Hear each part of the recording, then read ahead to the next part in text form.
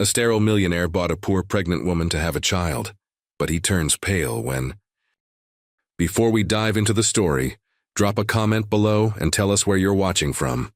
Enjoy the story. The manila folder slipped from Maxwell Harrison's trembling hands, scattering papers across the polished mahogany desk. The doctor's words hung in the air like a death sentence. "I'm afraid there's no mistake, Mr. Harrison. You are sterile. There are no medical interventions that would allow you to father a biological child." Maxwell stared out the floor-to-ceiling windows of his penthouse office, the Seattle skyline blurring through unshed tears. At 35, he'd conquered every challenge life had thrown at him, building Harrison Enterprises from nothing into a billion-dollar tech company, accumulating more wealth than 3 generations could spend, and creating the perfect space for the family he'd always planned to have, the family that now would never exist. "There must be something," Maxwell said, his voice uncharacteristically thin. "Some specialist, some procedure. Money is no object." Dr. Winters shook his head slowly. "I'm truly sorry, Mr. Harrison. The damage is extensive and irreversible. Have you considered other options? Adoption, perhaps, or surrogacy?" Maxwell dismissed the doctor with a curt nod, unable to speak further. When the door closed, he loosened his immaculate tie and poured himself 3 fingers of 30-year-old scotch. The bitter irony wasn't lost on him. A man who could buy anything in the world except the one thing he truly wanted, a legacy. A child of his own. 3 weeks later, Maxwell sat in his lawyer's office, listening to Thomas Bradshaw's concerns with practiced patience. "Max, what you're suggesting isn't just ethically questionable. Parts of it might not even be legal," Thomas warned, pushing his wire-rimmed glasses higher on his nose. "You can't just buy a baby." "I'm not buying a baby," Maxwell replied coolly. "I'm providing financial security for a woman in crisis and her unborn child in exchange for legal adoption rights. Everything above board, everything legal." Thomas ran a hand through his graying hair.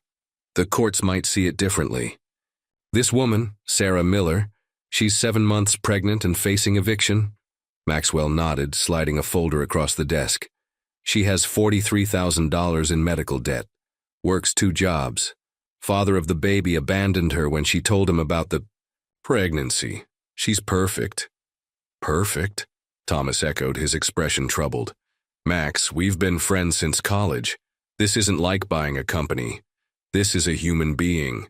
2 human beings. Which is precisely why my offer will save them. Both," Maxwell responded, rising from his chair. "Draw up the papers, make them ironclad."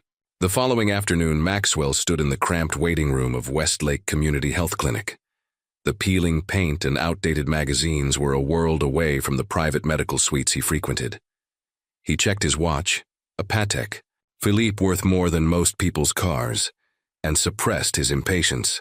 When Sarah Miller finally appeared, Maxwell immediately understood why his private investigator had flagged her. Despite the obvious signs of financial hardship, the worn shoes, the mended jacket stretched over her 7-month pregnant belly, there was a quiet dignity in her posture. Her golden brown hair was pulled back in a simple ponytail, her face free of makeup but striking nonetheless with clear blue eyes that held his gaze without flinching. "Mr. Harrison?" she asked, her voice steady despite the slight tremble in her hands. "I'm Sarah." Maxwell nodded, gesturing to the exit. "My car is outside. We can speak privately there." In the back of his Bentley, insulated from the outside world, by tinted windows and fine leather, Maxwell outlined his proposition with the same precision he used in billion-dollar acquisitions. "You would want full custody?" Sarah asked, one protective hand resting on her rounded belly.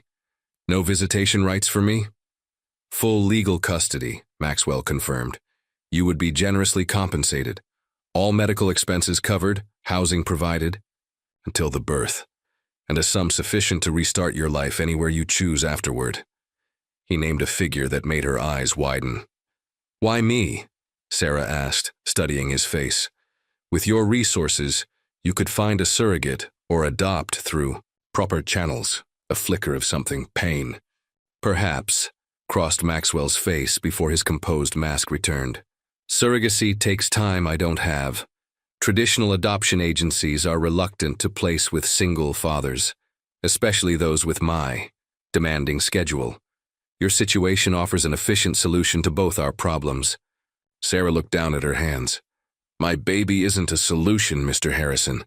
This is a life. A life I can provide for beyond your wildest dreams, Maxwell countered. The best schools, opportunities, security, everything you want for your child but cannot provide.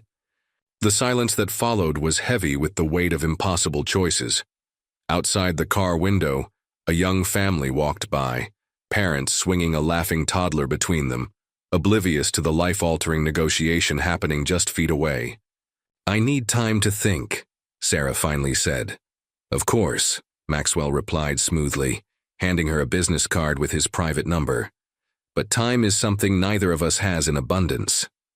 3 days later, in Thomas's office, Sarah Miller signed the papers with a steady hand that belied the turmoil in her eyes. Maxwell watched her, feeling an unexpected pang as she placed her signature on the final page. It's done, Thomas said quietly. Maxwell extended his hand to Sarah, a businessman closing a deal. You've made the right decision, he assured her. Sarah took his hand briefly, her touch cool against his palm. I hope so, Mr. Harrison, she replied, her voice barely above a whisper. For all our sakes. As she walked out, Maxwell turned to the window, silently acknowledging the turning point. He had secured his legacy at last. What he didn't yet understand was the true price he would pay for it. Sarah stared at the guest house, a modest accommodation, according to Maxwell, that was larger than any apartment she'd ever lived in. Sunlight streamed through floor-to-ceiling windows overlooking manicured gardens and a distant view of Lake Washington. The kitchen is fully stocked, Maxwell explained, his voice businesslike. My housekeeper, Eleanor, will assist with anything you need. Your medical appointments have been transferred to Dr. Abernathy, the best obstetrician in Seattle. Sarah ran her fingers over the marble countertop. And I just stay here until the baby comes? Precisely. Everything in the contract stipulates Remember what I signed? Sarah interrupted, suddenly tired. I'm not likely to forget selling my baby. Maxwell's jaw tightened. You're not selling anything. You're ensuring your child has every advantage in life. Their conversation was interrupted by a soft knock. Eleanor Ward entered, a woman in her 60s with silver hair and kind eyes that assessed Sarah with quiet curiosity. I've prepared some tea, Eleanor said, setting down a tray. Chamomile, good for the little one. Later that evening, Thomas arrived with additional paperwork. Finding Maxwell alone in his study, he closed the door. Have you thought about what happens if she changes her mind? Thomas asked. Maxwell didn't look up from his laptop. She won't. You can't control everything, Max, not even with money. Watch me, Maxwell replied, finally meeting his friend's concerned gaze. This is happening, Thomas. I suggest you get comfortable with it. After Thomas left, Maxwell found himself wandering toward the guest house. Through the window, he saw Sarah sitting on the sofa, one hand resting on her belly, tears streaming down her face as she spoke softly to her unborn child. For the first time since making his offer, doubt crept in. Maxwell turned away, unseen in the gathering darkness. The following morning, Sarah discovered a delivery of maternity clothes in her size, practical but made of fabrics finer than she'd ever worn. No note accompanied them. At breakfast, Eleanor served Sarah warm scones. He means well, the housekeeper said unexpectedly. Mr. Harrison, he just doesn't always know how to show it. What he knows is how to get what he wants, Sarah replied. Eleanor's expression softened. True, but there's more to him than that. Later that day, Sarah encountered Maxwell in the garden. An awkward silence stretched between them, until Sarah felt a strong kick from the baby. Without thinking, she grabbed Maxwell's hand and placed it on her belly. His eyes widened at the movement beneath his palm. For a brief moment, the businessman disappeared, replaced by a man experiencing wonder. That's remarkable, he whispered. Sarah saw vulnerability flash across his face before his composure returned. He withdrew his hand and straightened his tie. I have meetings, he said abruptly, walking away. But something had shifted between them, a tiny crack in the strictly transactional nature of their arrangement. A reminder that at the center of their contract beat a new heart, oblivious to the complicated terms surrounding its future. Sarah's scheduled appointment with Dr. Abernathy began routinely. Blood, pressure check, measurements, questions about fetal movement. Maxwell waited outside, responding to emails on his phone. When the doctor's expression suddenly changed, Sarah felt her heart race. "The baby's heartbeat is irregular," Dr. Abernathy said, reaching for the phone. "We need to get you to the hospital for monitoring." Within minutes, Maxwell had arranged for immediate admission to Seattle Memorial's private wing. In the waiting room, as Sarah was prepped for tests, Maxwell paced relentlessly. "This wasn't part of our agreement," he muttered, more to himself than to Sarah. "I'm sorry my pregnancy is inconveniencing your schedule," Sarah snapped, fear making her voice sharp. Maxwell stopped pacing, truly seeing her panic for the first time. Wordlessly, he sat beside her and, after a moment's hesitation, took her hand. The unexpected gesture brought tears to Sarah's eyes. "It will be okay," he said, quietly. 4 hours of tests revealed a minor arrhythmia that required monitoring but posed no immediate danger. As they waited for discharge papers, the sterile hospital room became an unexpected confessional. "My mother died when I was born," Sarah admitted. "Sometimes I wonder if history repeats itself." Maxwell's expression shifted. "My mother lived, but might as well have been gone, too busy with charity galas to attend school events. Is that why you work so much, trying to earn attention that never came?" The question hung between them. Maxwell stared at his hands. "I worked because achievement was the only currency that mattered in my family. And now, what matters now?" "Legacy," he answered automatically, but something in his voice suggested uncertainty. Back at the estate, their relationship subtly changed. Maxwell began joining Sarah for dinner, their conversations gradually extending beyond practical matters of the arrangement. One evening, Sarah found Maxwell in the nursery he'd prepared, holding a small stuffed elephant. "It was mine," he explained, embarrassed at being caught in a sentimental moment. "The only toy my father didn't replace with something educational," Sarah smiled. "The baby will love it." "The baby," Maxwell repeated. "We should discuss names." "I thought that was your decision," Sarah said carefully. "I'd appreciate your input." That night, Sarah wrote in her journal, "Today, I glimpsed the man behind the millionaire. I'm not sure which is more dangerous to my resolve." Meanwhile, Maxwell sat in his study, reviewing the contract that now felt strangely inadequate to describe what was developing between them. Not quite friendship, not quite family, but something that defied the clinical terms on paper. The tiny elephant sat on his desk, a reminder of complications he hadn't anticipated when he'd made his proposal. Complications that had nothing to do with legal clauses and everything to do with the human heart. The evening ritual began almost accidentally. Sarah, restless in her 3rd trimester, had taken to walking the expansive gardens at sunset. One evening, Maxwell joined her, and soon their walks became a daily occurrence, a pause in the separate orbits of their lives. "I wanted to be a teacher," Sarah confessed as they circled the koi pond. "Before life got complicated." Maxwell raised an eyebrow. "Why teaching?" "My 4th grade teacher, Mrs. Bennett, was the first person who made me believe I was smart. I wanted to be that person for other kids." Maxwell considered this. "You still could.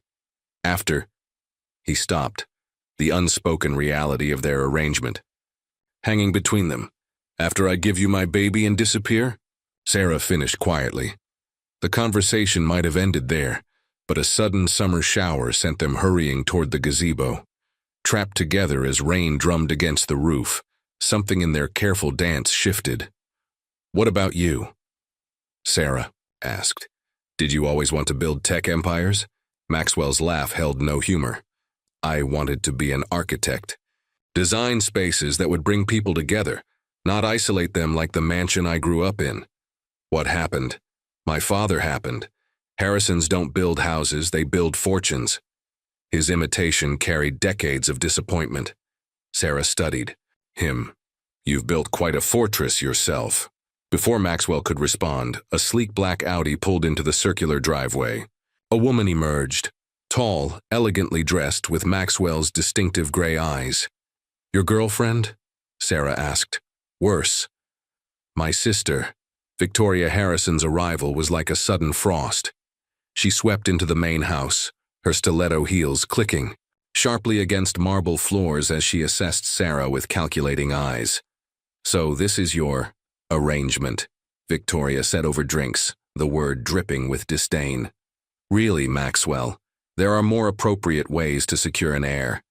"Victoria," Maxwell warned, "have you considered what people will say, the board members?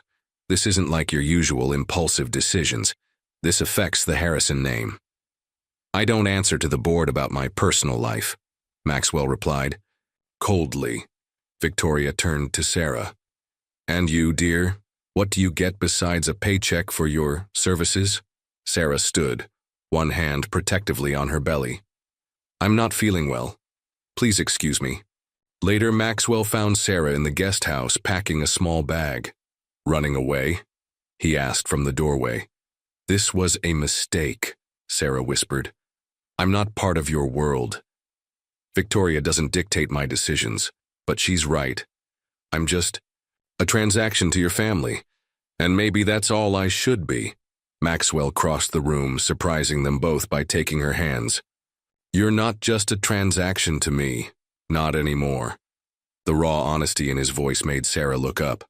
Something unspoken passed between them, a recognition that boundaries were blurring in ways neither had anticipated. "Stay," Maxwell said softly. "Please." It wasn't a command from an employer or a reminder of contractual obligations. It was a request from one person to another, and against her better judgment, Sarah nodded. That night, for the first time since their arrangement began, they shared dinner at the same table as equals, Victoria's disapproving presence forgotten, as they cautiously built a bridge across the divide between their worlds. "It's a business function. My presence is expected," Maxwell explained, adjusting his bow tie in the mirror. "Having you there simplifies explanations about why I have a pregnant woman living on my property." Sarah smoothed the fabric of the maternity evening gown Eleanor had helped her select. Midnight blue silk that somehow made her feel both elegant and more conspicuous than ever. "So I'm a prop for your corporate image?" she asked, unable to keep the hurt from her voice. Maxwell turned, something like regret crossing his features. "That came out wrong. I'd like your company, Sarah, if you're willing." The gallery was housed in a converted warehouse, its industrial bones softened by strategic lighting and the vibrant artwork adorning its walls. As Maxwell guided Sarah through, the crowd with a protective hand at the small of her back, she felt the curious glances and whispered speculations. "Maxwell Harrison, finally domesticated," came a silky voice. A statuesque blonde in a crimson dress approached, her smile not reaching her eyes. "With such interesting timing, Camilla." Maxwell nodded coolly. "This is Sarah Miller." Camilla Wellington's gaze swept dismissively over Sarah's pregnant figure. "How quaint. Found yourself a ready-made family? One might question the authenticity of such an arrangement." Sarah felt Maxwell tense beside her, but before he could respond, she stepped forward. "I find that people who question others' authenticity often struggle most with their own," Sarah said pleasantly. "Lovely dress, by the way. Valentino from 3 seasons ago, isn't it?" Camilla's perfectly composed expression faltered. She retreated, with a mumbled excuse about greeting other guests. "That was." Maxwell seemed at a loss for words. "Eleanor may have briefed me on the guest list," Sarah admitted, "including your former girlfriend who dumped you for a Swiss banker." The corner of Maxwell's mouth twitched. "I'm beginning to think I underestimated you, Ms. Miller." As they moved through the gallery, Sarah noticed how differently Maxwell behaved when he thought no one was watching.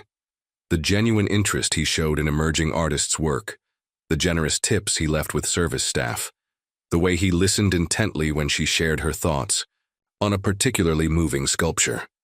Later that evening, returning to the estate, Sarah took a wrong turn looking for the kitchen and found herself in a room she hadn't seen before. Soft lighting illuminated what was clearly a nursery in progress. Walls painted a gentle green, a handcrafted wooden crib, and bookshelves already filled with children's classics.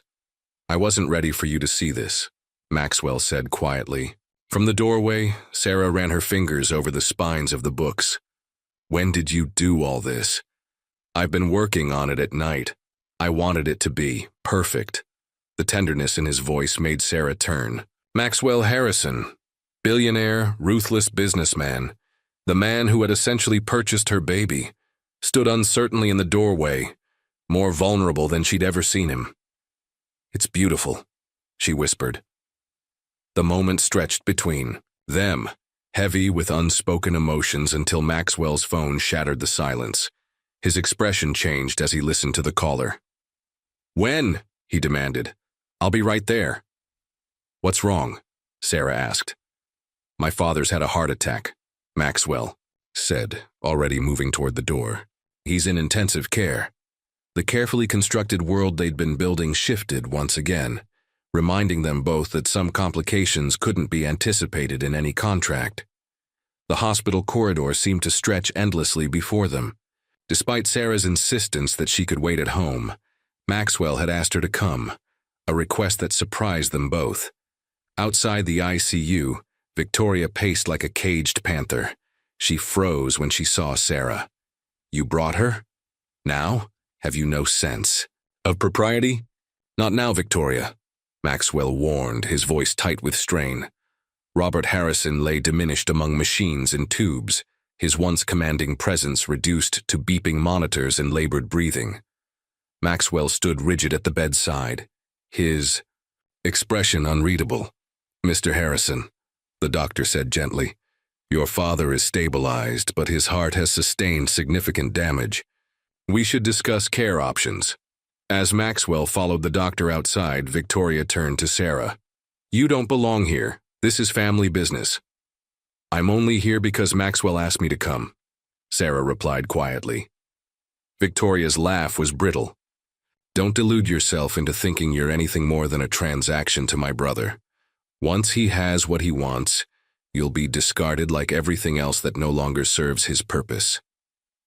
In the hallway, Sarah found Maxwell staring out. A window. His reflection haunted. "He was asking for my mother," Maxwell said without turning. "She's been dead for 15 years, and he still calls for her. Not his children." Sarah stood beside him. "Tell me about him." Robert Harrison built an empire through sheer force of will and ruthlessness. Nothing was ever enough. Not his success, not his children's achievements. Maxwell's voice hardened. "The great irony is how desperately I've tried to earn the approval of a man I never even liked." "Is that why this baby is so important to you? A chance to do better?" Maxwell turned, his expression raw with honesty.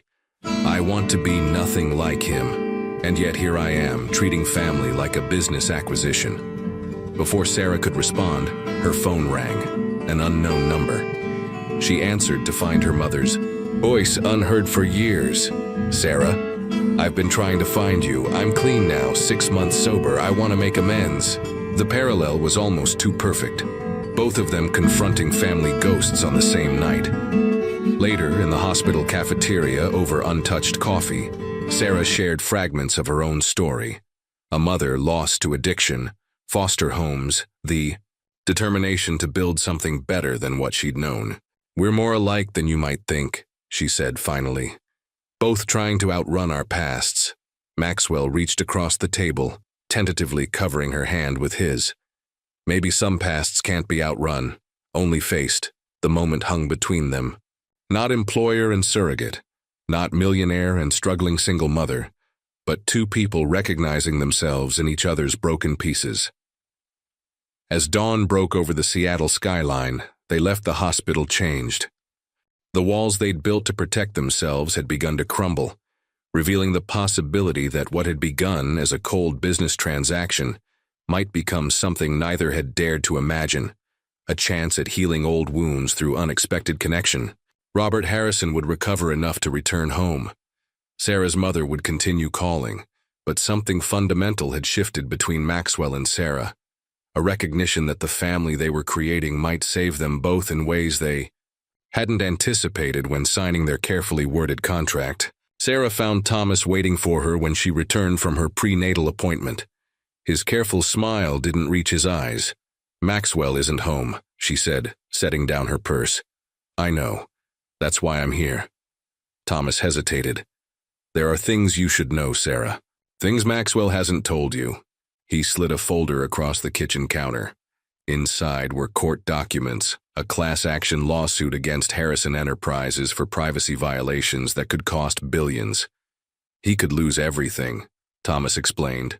"The timing of your arrangement, it wasn't coincidental." Sarah's hand instinctively moved to her belly. "What are you saying?" "If Maxwell establishes himself as a devoted single father, it creates sympathy with the jury. Public perception is everything in cases like this." The ground seemed to shift beneath Sarah's feet. "So I'm a public relations strategy?" Thomas's expression softened. "I don't know what's in Maxwell's heart, but I do know he didn't tell you everything when he made his offer." After Thomas left, Sarah sat in the garden, trying to reconcile this revelation with the man who had held her hand in the hospital, who had built a nursery with such care. That evening, Eleanor found her still there. "Bad news, dear?" "Just questioning my judgment," Sarah admitted. Eleanor sat beside her. "I've worked for Mr. Harrison for 12 years. He's complicated but not cruel." "Whatever Thomas told you, you knew?" Sarah interrupted.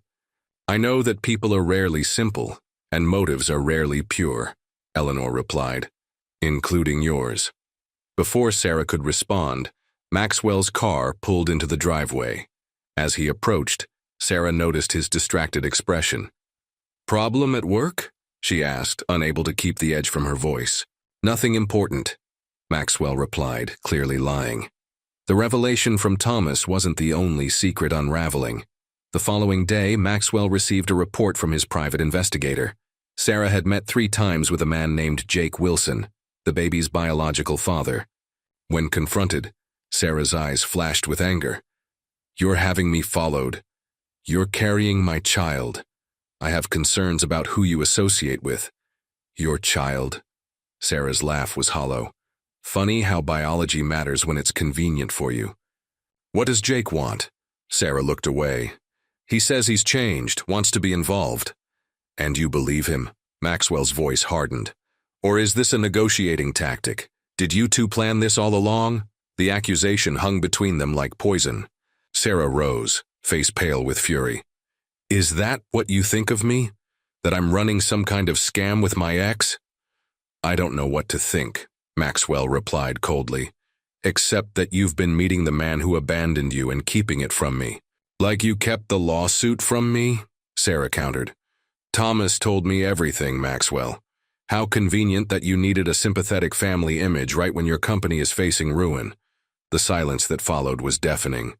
2 people, who had begun to trust each other, now stood on opposite sides of a chasm of suspicion, each wounded by the other's secretive behavior. "I think we need to remember what this arrangement really is," Maxwell finally said, his voice distant. "A contract, nothing more." Sarah felt something break inside her. "Perfectly clear, Mr. Harrison." As she walked away, Maxwell called after her. "Stay away from Jake Wilson." "I mean it, Sarah." She didn't turn around, didn't let him see the tears streaming down her face. The fragile connection they'd been building lay shattered between them, casualties of hidden agendas and unspoken truths. 6 weeks until the due date. The calendar on Sarah's wall seemed to mock her with its red-circled date, a countdown to heartbreak disguised as a medical milestone. The estate had grown cold with silence.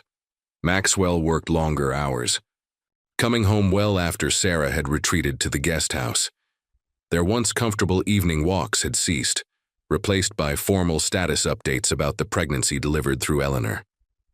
"He asks about you," Eleanor confided one morning while bringing Sarah breakfast, "even if he won't admit it." "He made his position clear," Sarah replied, stirring her tea without drinking it. "We're just honoring a contract."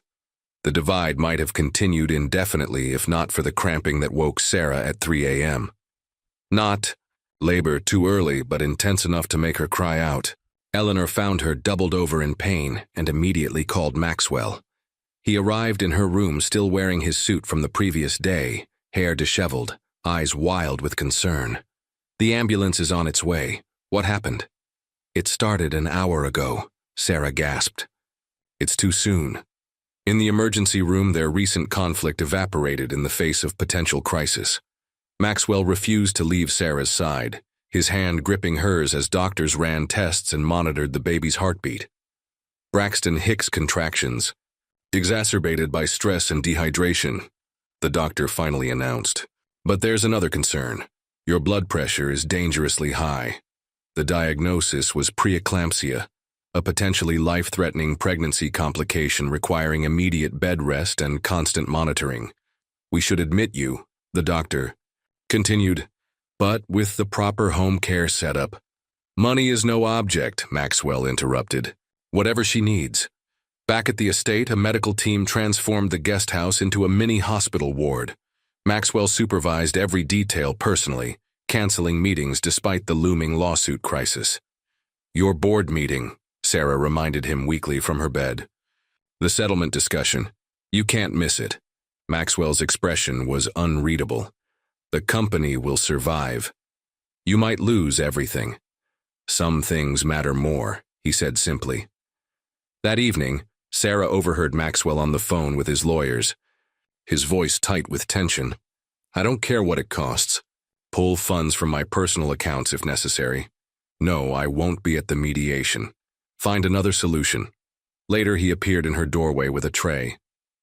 Eleanor's night off, he explained awkwardly. I made soup. Well, heated it. The gesture, Maxwell Harrison, billionaire CEO, bringing her soup, broke something open between them. Why are you doing this? Sarah asked. The lawsuit could bankrupt you, but you're here instead of fighting it. Maxwell set down the tray. The company is just money and buildings. This, he gestured to her belly. This is a life. 2 lives. I thought it was just a contract, Sarah whispered. Maxwell's eyes met hers. I was wrong.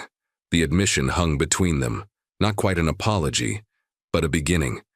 As Sarah drifted to sleep that night, she felt Maxwell gently placing a hand on her belly, whispering words too soft to hear. Outside her window, Jake Wilson watched the intimate scene, his expression hardening with calculation. The text he sent afterward was simple. Phase 2 begins tomorrow. She's more valuable to him than we thought. Morning sunlight filtered through the curtains as Sarah awoke to find Maxwell asleep in the armchair beside her bed, his laptop still open on his knees. For a moment, she studied his face. The worry lines softened in sleep, vulnerability replacing his usual mask of control. The moment shattered when her phone buzzed with Jake's name on the screen. Sarah silenced it quickly, but not before Maxwell stirred. Him again? Maxwell asked, voice rough with sleep. Instead of deflecting, Sarah decided truth was the only path forward. I need to end it, whatever game he's playing. Maxwell sat forward. Sarah, what's really going on with Jake? He showed up the day after the gallery opening. Said he'd changed, wanted to be part of the baby's life. Sarah's hands trembled. But yesterday he mentioned knowing about your financial situation. He wanted information about the lawsuit. Maxwell's expression darkened. He's using you to get to me. I think so, Sarah admitted. But I need to be certain. I need to face him once and for all. Absolutely not, Maxwell began. But Sarah cut him off. This isn't your decision. I got myself into this mess by trusting the wrong person. I need to fix it. After heated debate, they compromised. Sarah would meet Jake at a cafe near the estate, with Maxwell's security team watching discreetly. Jake arrived with practiced charm, but his eyes calculated every move. You look good, Sarah. Living the high life agrees with you. What do you really want, Jake? Sarah asked directly. His smile faltered. To be a father to my child, after abandoning us both. Sarah shook her head. Try again. Jake leaned forward. Fine. Harrison is worth billions. Paternity rights are worth at least a few million. We could share it, start over together. The ugly truth hung between them. You want to extort Maxwell using our baby. It's business, Jake shrugged. The rich guy loses some pocket change. We get set for life. Everyone wins. Sarah stood. Except the baby, who'd have a manipulative extortionist for a father. We're done, Jake, for good. Back at the estate, Sarah found Maxwell in his study, surrounded by legal documents. How bad is it? She asked. Maxwell looked up, his expression grave. Bad enough. The plaintiffs rejected our settlement offer. If we lose in court, Harrison Enterprises will be finished. And the lawsuit? Was I really part of your PR strategy? The cool. Blunt question hung in the air. Maxwell set down his pen. Initially, yes. Thomas suggested that a family narrative would help with public perception. He met her gaze directly. But that's not why I asked you to stay, Sarah. That's not why I'm here now instead of in that boardroom. Then why? Because somewhere between contract and crisis, you became important to me. You, not just the baby. Maxwell's voice roughened. With emotion. I don't know what that means yet. I just know it's true. The admission stunned them both into silence. For a man who controlled every variable in his life, this unplanned emotion was perhaps the greatest risk of all. Sarah crossed the room and took his hand. I think we need a new agreement, one that acknowledges we're both different people than when we signed those papers. Outside the study window, Victoria watched the intimate scene with narrowed eyes, phone pressed to her ear. It's worse than we thought, she said quietly. He's actually fallen for her. Implement the contingency plan immediately. In the sunroom overlooking the garden, Sarah and Maxwell sat across from each other. A fresh contract between them, not typed by lawyers, but handwritten on simple stationery. Shared custody, Maxwell read aloud. You'd stay in Seattle? Sarah nodded. In my own place with my own career. But the baby would have both of us. And the financial arrangement? A trust for the baby's future, not a payment to me, Sarah clarified. I don't want your money, Maxwell. I want our child to have a chance. At a normal life with two parents who care. Maxwell studied her face. You've given this a lot of thought. I've had nothing but time. Sarah smiled, gesturing to her doctor-mandated bed rest.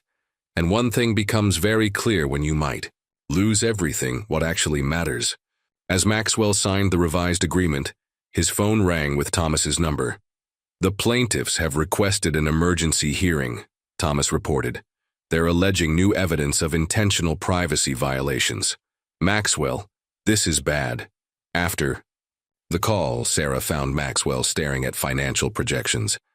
These numbers, she observed, they don't make sense. What do you mean? Maxwell asked, surprised. With unexpected business acumen, Sarah pointed out discrepancies in the quarterly reports. Someone's been manipulating the data. Look, these security protocol implementations are dated after the alleged violations. That's your defense. Maxwell stared at her in amazement. How did you see this? I was an accounting major before life intervened, Sarah explained. Numbers tell stories if you know how to read them. For the next week, as Sarah's condition stabilized, a new routine emerged. Mornings found them reviewing case documents together. Afternoons were spent preparing the nursery. Thomas brought legal updates while Eleanor enforced rest periods with grandmotherly authority. You two, Eleanor observed one evening, finding them asleep on the sofa surrounded by baby name books. Quite the unexpected partnership. During this fragile peace, they created traditions that felt like family, debating names, reading aloud to the baby, planning a future neither had imagined possible months before. Emma, Sarah suggested one evening. It means whole or universal, something that brings everything together. Maxwell tested the name. Emma Harrison, it fits. You still want her to have your last name? Our last name, Maxwell corrected gently. If that's what you want. The question hung between them, not just about a name, but about what they might become to each other. One rain-soaked evening, Maxwell found Sarah in the nursery, arranging stuffed animals in the crib. I never thought I could have this, he admitted. leaning against the doorframe. A real family, Sarah turned to him. Is that what we are? Maxwell crossed the room and, with uncharacteristic hesitation, brushed a strand of hair from her face. I'd like us to be. The moment stretched between them, full of possibility, until Sarah winced suddenly, pressing a hand to her side. The Guiu. Baby's kicking, she explained, guiding his hand to feel the movement. She knows her father's voice. The word, father, landed with emotional weight. As they stood together, connected by the life they'd created between them, the world outside their bubble continued its inevitable march toward crisis. In his office downtown, Jake Wilson signed papers pushed across the desk by Victoria Harrison. You understand what you're agreeing to? She asked coldly. Jake nodded. I know exactly what I'm doing and when. The emergency hearing was scheduled for 10 o'clock. Maxwell adjusted his tie in the mirror, the evidence Sarah had discovered secured. In his briefcase. You'll win this, Sarah assured him from the doorway of his room. The data manipulation is clear once you know where to look. Maxwell turned to her with a rare, unguarded smile. You're the reason we have a fighting chance. Call me the moment it's over. First thing, he promised, kissing her forehead before leaving. Sarah watched his car disappear down the driveway, one hand resting protectively on her belly. At 38 weeks, even the smallest movements exhausted her. But today she felt strangely restless. The first contraction hit while she was arranging baby clothes in the nursery. Sarah dismissed it as Braxton Hicks, but when the second came, just 7 minutes later she realized her labor had begun 3 weeks early. Eleanor, she called, making her way carefully downstairs. I need to reach Maxwell. But Maxwell's phone went straight to voicemail. Courthouse rules required. Devices be silenced. With contractions intensifying, Eleanor drove Sarah to the hospital, while the security team attempted to reach Maxwell. In the courtroom, Maxwell was presenting the evidence of data manipulation when Thomas slipped him a note. Sarah in labor, St. Luke's Hospital. Your Honor, Maxwell interrupted himself. I must request an immediate recess. Family emergency. The judge frowned. Mr. Harrison, we've convened specially for this hearing.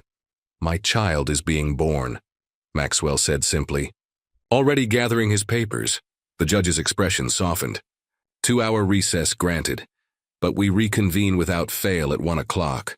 Maxwell raced through hospital corridors, only to be stopped at the maternity ward entrance by a security guard. Family only during complications, sir. Complications? Maxwell felt his heart drop. I'm the father. Not according to the patient's records, the guard replied. The biological father is already with her. Through the window, Maxwell saw Jake Wilson standing beside Sarah's bed, holding her hand as medical staff swarmed around her. A nurse was attaching monitors, expressions urgent. There's been a mistake, Maxwell insisted, pushing forward. Sir, I have strict instructions. From who? From me, came Victoria's voice behind him. Brother, we need to talk. In a private waiting area, Victoria's composure was steel. I'm saving you from yourself, Maxwell. This woman and her ex-boyfriend have been planning to take you for millions. That's a lie, Maxwell growled. Is it? Jake Wilson filed paternity papers this morning, with evidence proving they've been in contact throughout her time with you. The timing is suspicious, wouldn't you say? You did this, Maxwell realized. You approached Jake. Victoria's smile was thin. I protected our family interests, as always. Inside the delivery room, Sarah fought through contractions while trying to understand Jake's sudden appearance. Get out, she gasped. Where's Maxwell? Security's keeping him away, Jake replied smugly. Our lawyer filed emergency custody paperwork this morning. Very convincing evidence that you've been my partner all along, just working a con on Harrison. You forged evidence, Sarah realized, horrified. The baby's vitals, the doctor's voice cut through sharply. Fetal distress. We need to prep for emergency C-section. Outside, Maxwell confronted the head of hospital security, Thomas at his side presenting legal documentation. Sarah Miller signed a shared custody agreement with me. Her medical proxy, Maxwell! Eleanor pushed through the crowd. The baby's in danger. Emergency surgery. The word surgery cut through the bureaucratic standoff. As Sarah was wheeled toward the operating room, she locked eyes with Maxwell across the corridor. I didn't betray you, she called out. I wouldn't. The doors swung closed behind her, leaving Maxwell facing the most important legal battle of his life. Not for his company, but for his family. The minutes stretched into hours as Maxwell paced the surgical waiting area. Thomas worked furiously on his laptop, filing emergency motions to counter Jake's claims, while Eleanor kept a quiet vigil beside them. Mr. Harrison? The surgeon appeared, still in scrubs. Mother and baby are stable. It was close. The umbilical cord was wrapped around the baby's neck, causing the distress. But we got to her in time. Her? Maxwell's voice caught. A little girl, 5 pounds, 4 ounces. And Sarah? Recovering from the anesthesia. She's asking for you. Before Maxwell could move, a hospital administrator approached with a police officer. I'm sorry, but we have conflicting legal claims regarding the infant. Until this is resolved. The mother has named Mr. Harrison as her permitted visitor, the surgeon interrupted firmly. Medical decisions supersede your administrative concerns.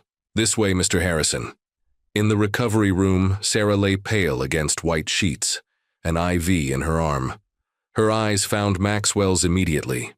They took her to the NICU, she whispered. She wasn't breathing at first. Maxwell took her hand, his usual composure shattered. I should have been here. Victoria? Working with Jake, they filed false paternity claims, forged evidence of an ongoing relationship between you two. His grip tightened. Sarah, I never doubted you, not for a second. Tears slipped down her cheeks. They won't let me see the baby. Jake is claiming rights as the biological father. Thomas is handling it. Right now, you need to rest. Maxwell brushed her hair back gently. I'll find a way to see our daughter. In the neonatal intensive care unit, a standoff was underway. Jake Wilson stood outside the glass window, a security guard preventing his entry. On seeing Maxwell, Jake's expression hardened. You can't buy your way out of biology, Harrison. Watch me, Maxwell replied coldly, nodding to Thomas, who handed the charge nurse a document. Emergency court order granting Mr. Harrison temporary guardianship pending paternity determination, Thomas explained. Signed by Judge Michaels 20 minutes ago.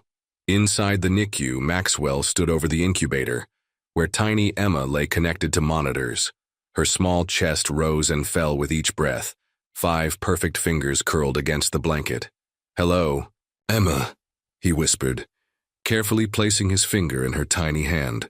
She reflexively gripped it, and something in Maxwell's carefully constructed world shifted permanently.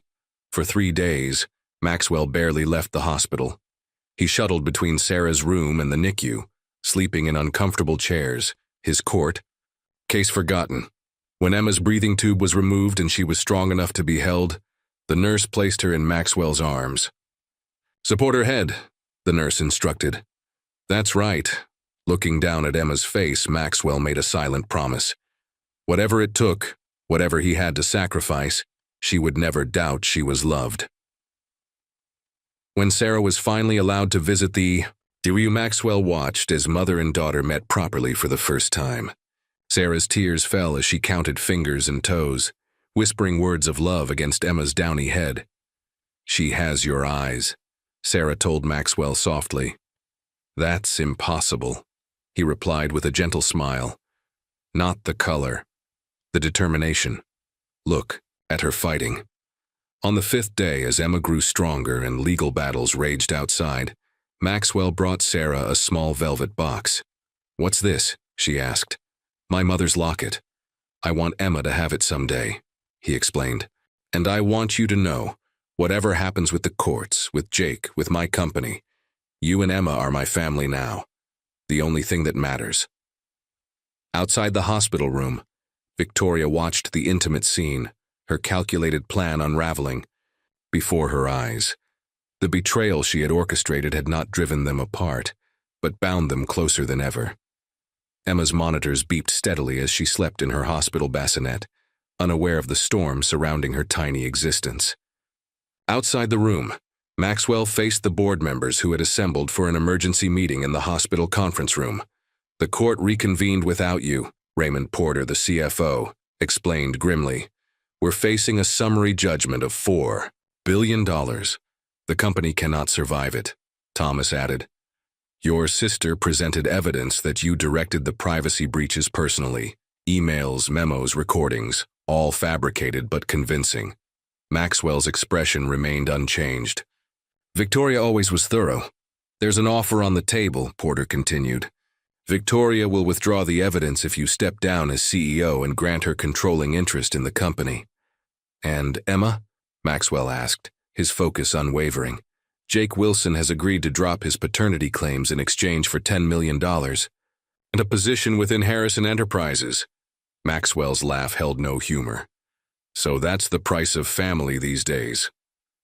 Back in Sarah's hospital room, Jake made one final attempt at manipulation. "Be reasonable, Sarah," he urged. "Take the money. Harrison's going down anyway. Victoria's made sure of that. You and I could give Emma a fresh start." Sarah's eyes were cold. "You endangered our daughter's life with your schemes, Jake. There is no amount of money that would make me trust you. You've changed," Jake observed. "The Sarah I knew would have taken the practical option." "The Sarah you knew was desperate and alone," she replied. "I'm neither anymore." As Jake left, Sarah noticed a small recorder under her water cup. She pressed play and heard Jake's voice clearly admitting to the evidence fabrication with Victoria. Sarah sent a text to Thomas. "I have what you need." That evening, Thomas presented Maxwell with 2 envelopes. "Your options, as requested." The first contained papers to surrender control of Harrison Enterprises to Victoria, along with Jake's paternity settlement. The second held documents transferring Maxwell's personal assets, separate from the company, into irrevocable trusts for Emma and Sarah, along with resignation papers from Harrison Enterprises. "You'd walk away from everything you've built?" Thomas asked incredulously. "Not everything," Maxwell replied, looking toward Emma's room. When Sarah was discharged, the following day, Maxwell waited with unexpected news. "I'm not fighting Victoria for the company," he told her. "Let her have it." Sarah stared in disbelief. "But we have evidence of their conspiracy now. The recording, using it means a prolonged legal battle. More time in courtrooms than with Emma." Maxwell took her hand. "My father spent his life building an empire and missed everything that mattered. I won't make the same mistake." "What will you do?" "Start over. Properly." His eyes held steady on hers. "But I need to know where you stand, Sarah. Not just for Emma's sake, but for us." Before she could answer, Victoria appeared in the doorway. "Touching scene," she remarked coldly. "I have the papers ready for your signature, Maxwell." "Actually," Sarah interrupted, "we have a counter-proposal." She nodded to Thomas, who handed Victoria a folder. "What is this?" Victoria demanded. "Evidence of your conspiracy with Jake Wilson, including recorded confessions of evidence tampering," Thomas explained. "Felony charges, potentially." Victoria's composure cracked. "You wouldn't dare. I'm family." "That's exactly why I'm giving you a choice," Maxwell replied. "Option 1, you resign from the board, sell your shares back to the company at market value, and disappear to the villa in France.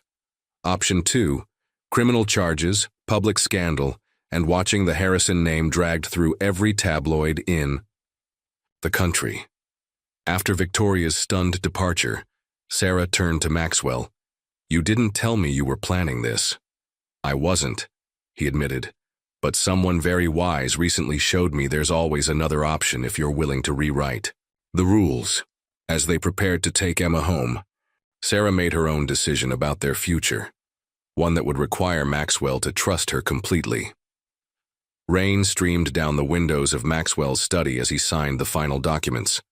With each signature, pieces of the empire he'd built slipped away, not lost to Victoria's schemes but deliberately released. "Are you certain about this?" Thomas asked, witnessing the pages. "We could still fight." "I've been fighting my whole life, Thomas," Maxwell replied, setting down his pen. For approval, for success, for control. I'm choosing something different now.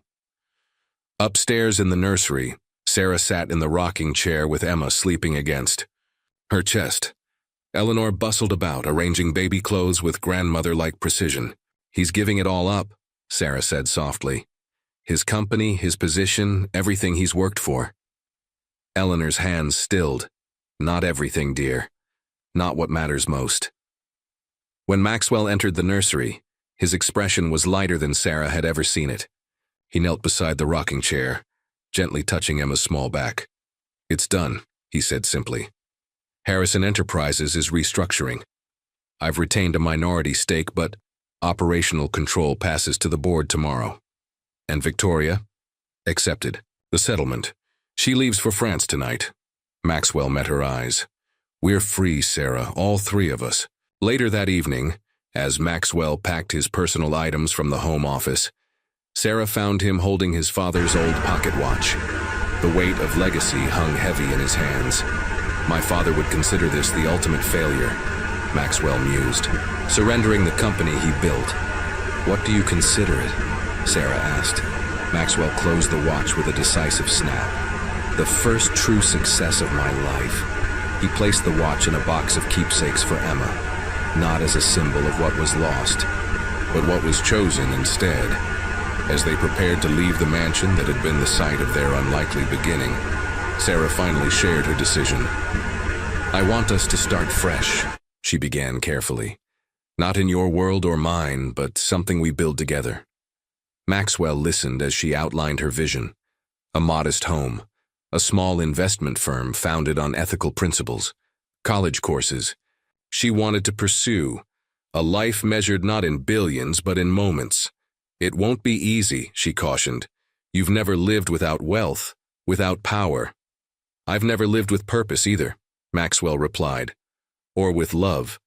The word hung between them, not part of their original contract, not expected or demanded, but grown nonetheless in the space between transaction and truth.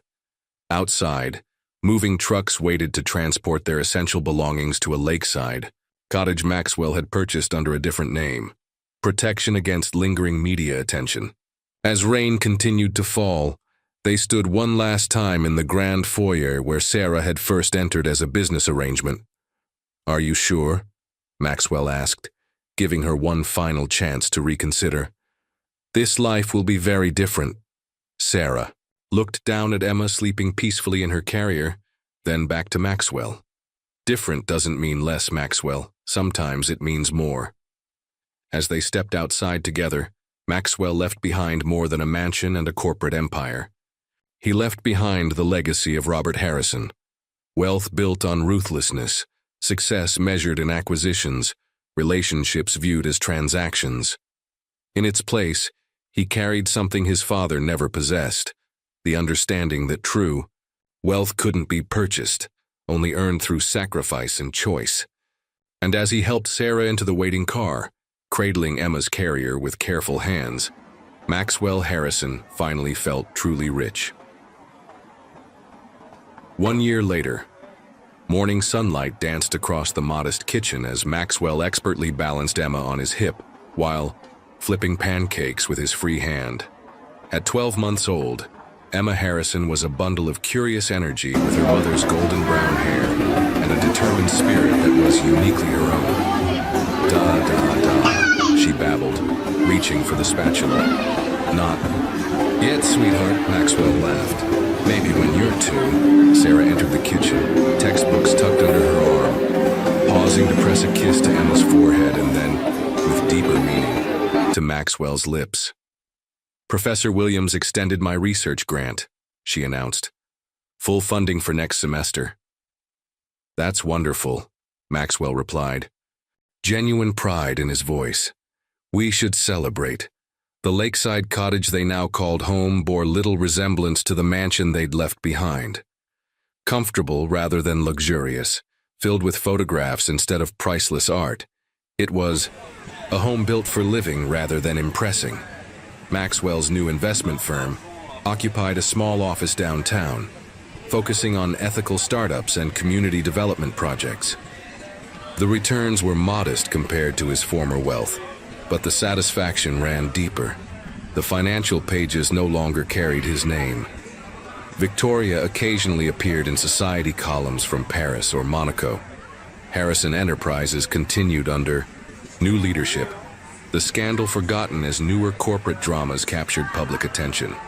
Later that afternoon, as they prepared for Emma's first birthday celebration, a package arrived from France. A silver rattle with the Harrison crest. No note enclosed, Maxwell placed it silently in a drawer. Recognition of the olive branch, but unwillingness to introduce old ghosts into their hard-won peace. The small gathering included Eleanor, who had retired from the mansion but remained part of their lives, and Thomas, whose legal practice now focused on family advocacy. No corporate associates, no society friends, only people who had seen them at their most vulnerable and chosen to remain. As Emma toddled between guests in her birthday dress, Maxwell found Sarah standing at the edge of the lake. Having second thoughts, he asked, joining her. Sarah shook her head. Just the opposite. I was thinking about that first day in your office, the contract we signed. How neither of us could have imagined this.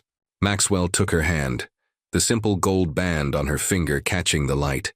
A quiet ceremony 6 months earlier, witnessed only by their closest friends. I was trying to buy a legacy, he mused. Instead, I found something I didn't know how to look for. And what was that? Sarah asked, though she knew the answer. A family, a real one. Maxwell's voice grew serious. Sarah, do you ever regret it? Giving up the financial security I originally offered? Sarah turned to face him fully. Not for a second. Money doesn't raise a child, Maxwell. Love does. From the patio, Eleanor called that it was time for cake. Emma sat in her high chair, eyes wide with wonder at the single candle flickering before her. As they gathered around singing Happy Birthday, Maxwell felt the weight of his father's pocket watch in his pocket. No longer a burden of expectation, but a reminder of the choice to be different. Later, he would place it in Emma's keepsake box with a letter explaining not the empire that might have been hers, but the courage it had taken to choose a different path. When the candle was blown out, with considerable help from her parents, Emma reached for both Maxwell and Sarah, one small hand gripping each of their fingers. In that perfect moment, Maxwell Harrison, once defined by acquisition and control, understood the immeasurable wealth of letting go. The contract that had brought them together had expired long ago, replaced by something no lawyer could draft and no fortune could purchase. A family built not on obligation, but on choice. Not on transaction, but on transformation. And as Emma's laughter filled their modest home, Maxwell knew with absolute certainty that he had finally found the legacy that mattered.